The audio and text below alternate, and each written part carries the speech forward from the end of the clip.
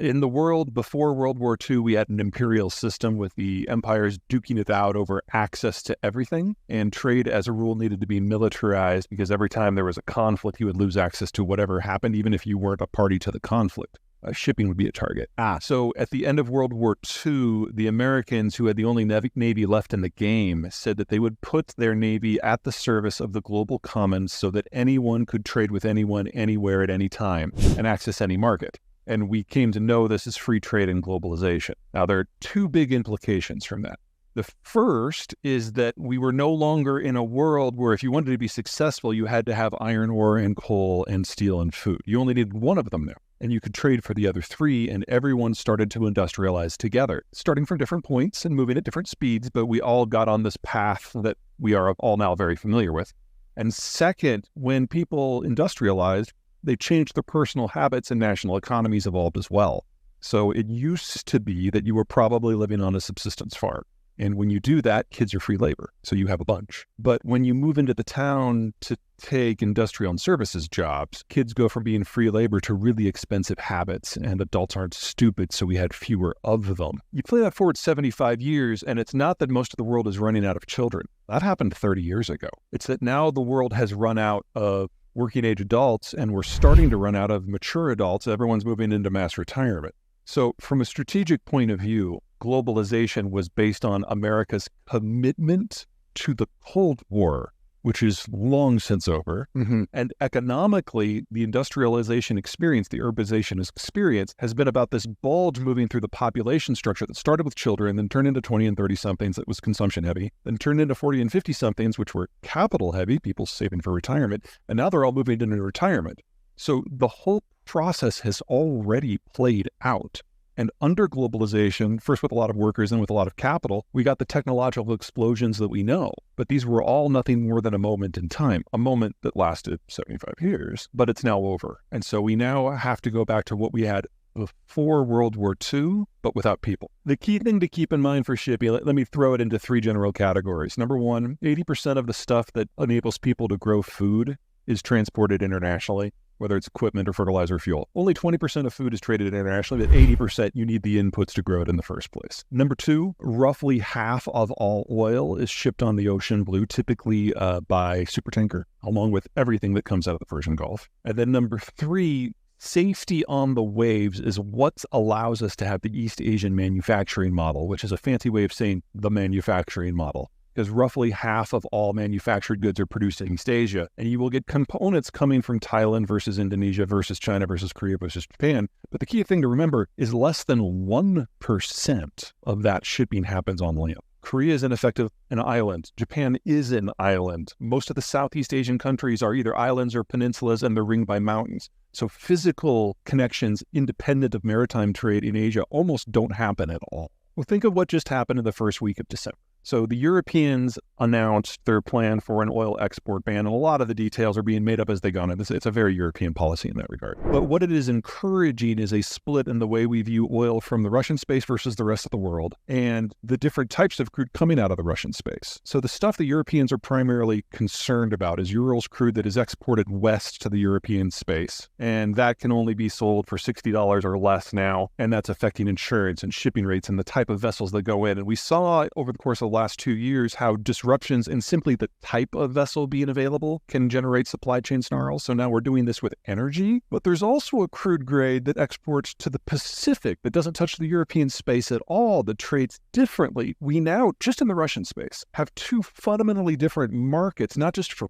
pricing, but for physical accessibility, for the ability to get ships and insurance to allow it to move. One of the reasons why the world has been so stable, air quotes stable, since 1945 is there's been one oil price. Now, it's modified by the length of the journey or the quality of the crude, but there's one oil price and everything is safe. The Europeans have now created a system where a lot of countries in Europe are now going to have a vested interest in interfering with Russian exports west. That's one pricing margin. That's one security paradigm. That's one insurance policy system. But then in the east, where the Europeans are not players, it's a different crude grade at a different price price point using different insurance systems by different countries, we have split the oil market now into at least three pieces, two Russian, one everything else, which means now countries no longer have a vested interest in making sure the oil flows everywhere all the time because we're not all in this together anymore. And this is just the beginning. We're going to see this spread throughout not just the energy sphere, but pretty much every major commodity. And we're hiving the world up into different supply systems. And that is a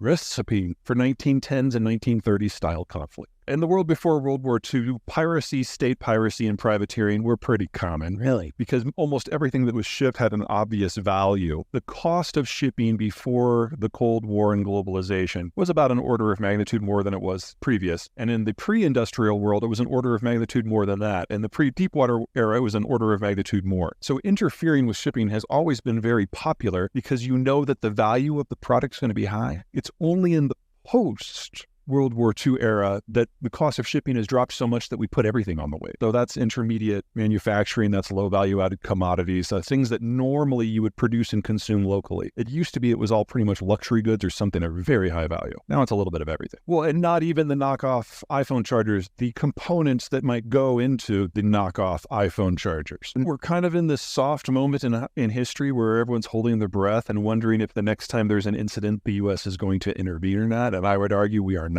Part of this is political. The Biden administration is the most populist administration we have ever had, more so than Trump.